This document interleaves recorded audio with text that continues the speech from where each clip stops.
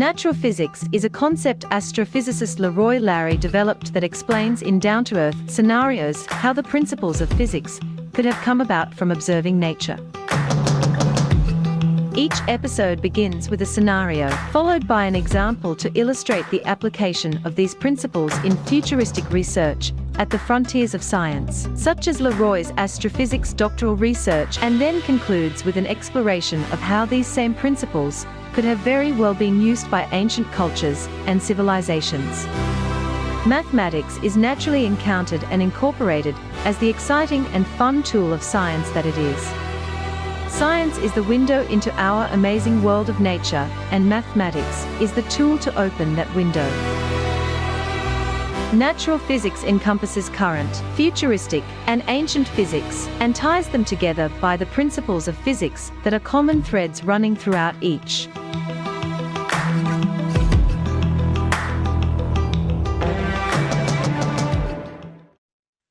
Greetings, everyone. I'm Leroy Larry, and welcome to the Natural Physics Experience, live from Costa Rica.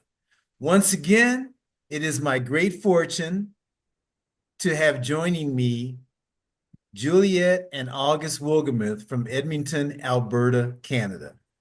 Hey, Juliet. Hey, August. So, somebody wants to say hi.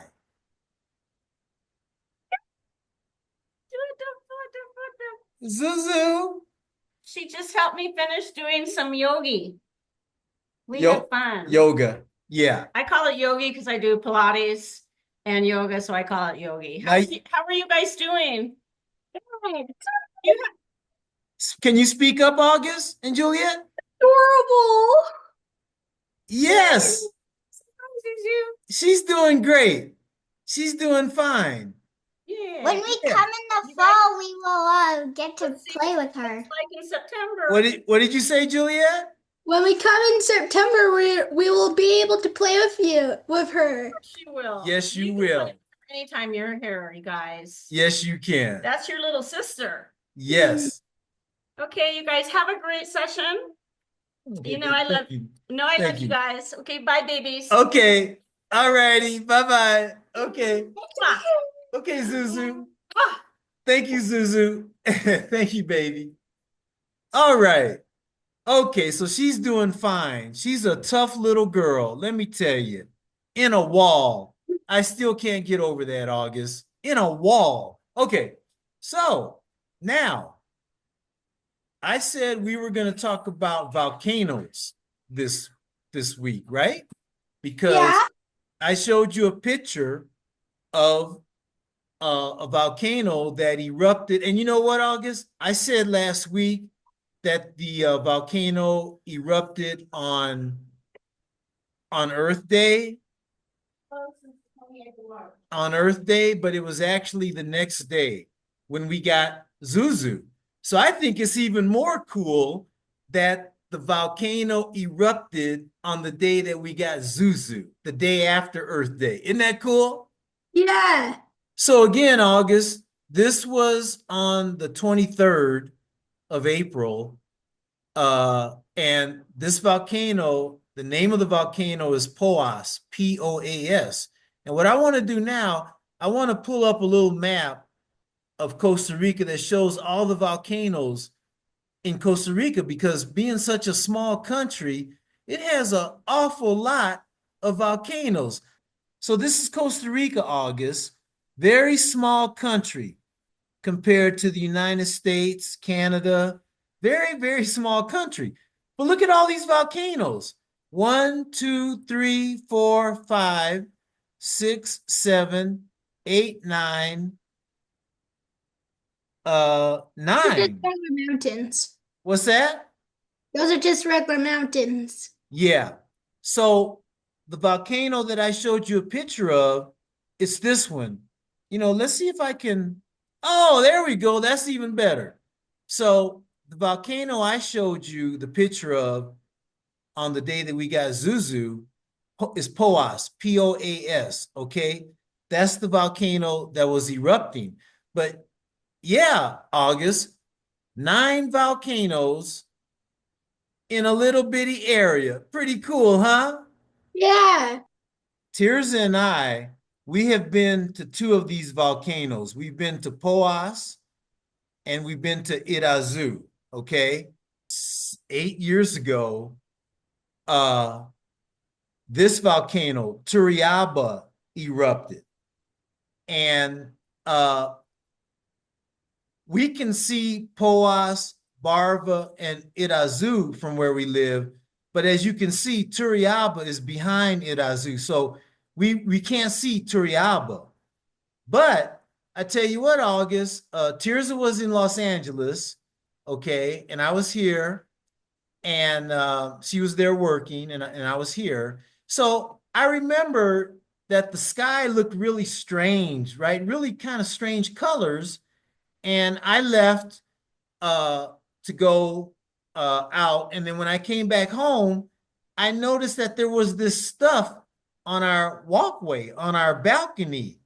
And I didn't know what it was. And the neighbor that we had at the time told me it was volcanic ash. And here, I'm going to stop doing a share screen so I can show you this really good. But again, from where we live, our balcony, we can see Poas, Barva, and Irazu. Okay, so I'm going to stop sharing screen. Okay. So August, I didn't know what this stuff was. Can you see it? Yeah. It's volcanic ash that when Turrialba erupted, it floated this way to where we live, and it was all on the sidewalk and the walkway like soot. My first time ever having volcanic ash, huh? Pretty cool, huh? Yeah, cool. Yeah. Okay. Our What's soot that? in ours, like in our fireplace, it looked like it was a lighter color than the soot from the From from the the from the volcano. volcano. Yes, that's right. That's right. That's right. Okay. So now, August, I want to show you a diagram of a volcano. Okay, because this is what's going on. And I actually have a physics demonstration, a couple of demonstrations that we're going to go through. Here's a diagram of a volcano, August. And this magma chamber, what that is it's rock, solid rock that has become heated up to the point that it's liquid. The temperature is so hot that it's liquid, okay?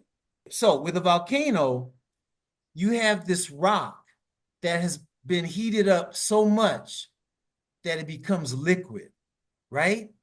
And what happens, August, is that as it gets hotter and hotter and the liquid gets hotter and hotter, it starts expanding and rising, okay? It starts rising up what's called the vent.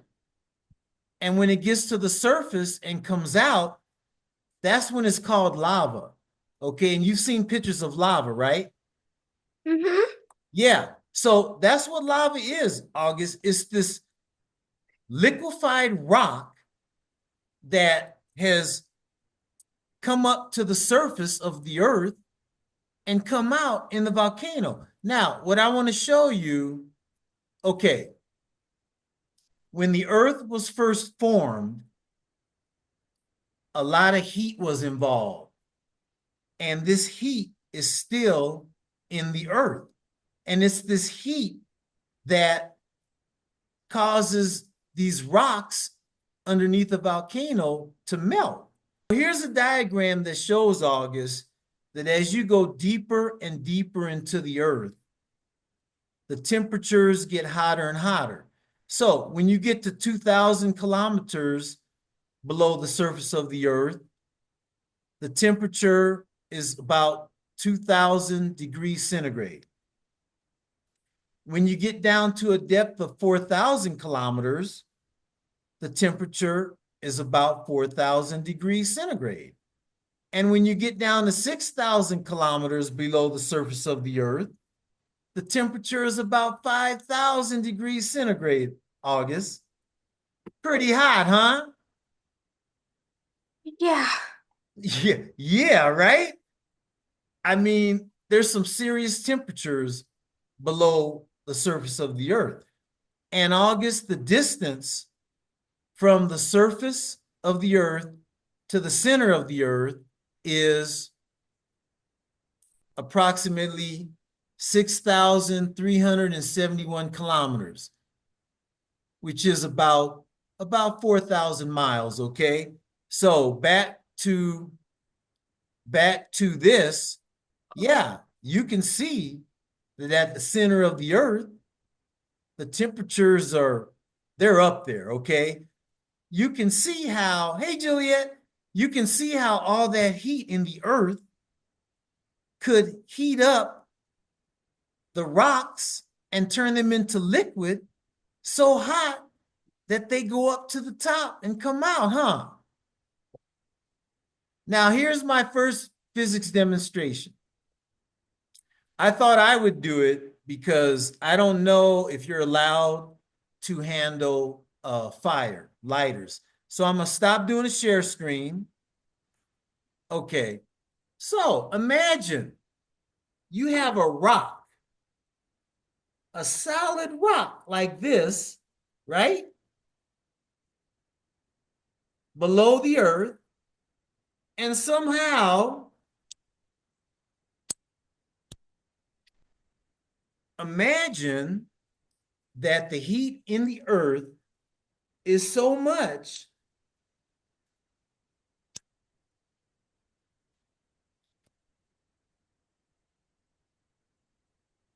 is so much that the heat from the earth is so much that it could turn this solid rock into liquid. Isn't that amazing? Yeah. And you saw what the temperatures were, right? Huge. Now, here comes the physics. Okay.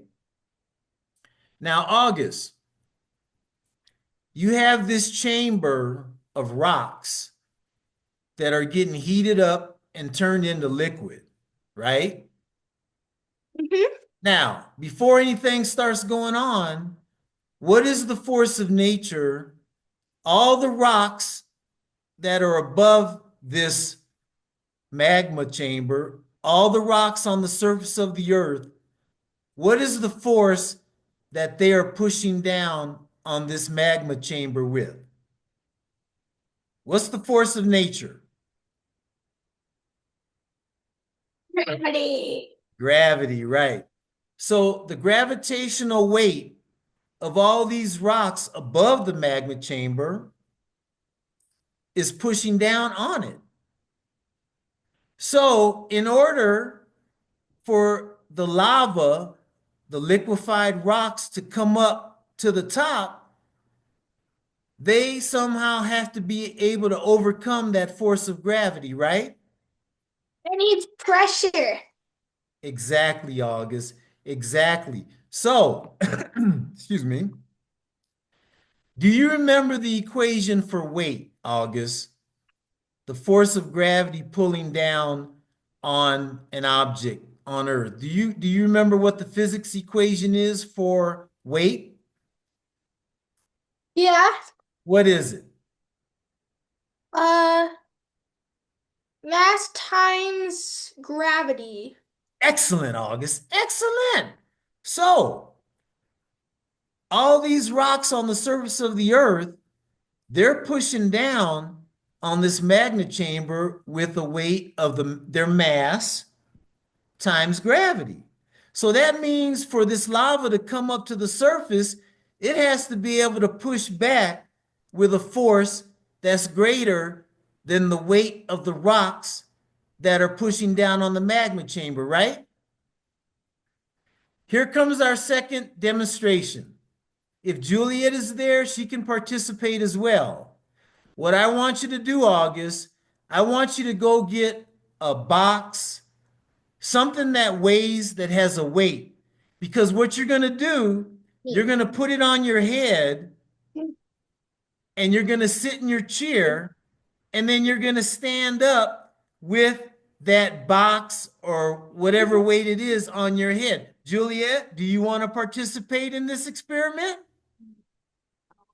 Juliet? She's she's doing Okay. So if she wants to participate, she can. So August, go grab just something that you can put on your and you can hold it on your head. You don't have to balance it, okay? Okay. Okay. Hey Juliet, go get something to put on your head. I'm not participating. Why not? Yes. Come on. Come on, Juliet. It'll be fun. I guarantee you it'll be fun. You can put on a hat. Okay? Go get a hat to put on. Okay, so give me the hat. Give me Anything. Anything. All right, I'm back. Okay, I'm going to stop sharing screen. Okay. Excellent. Is Juliet going to participate? Hurry up, Juliet. Yeah, get something.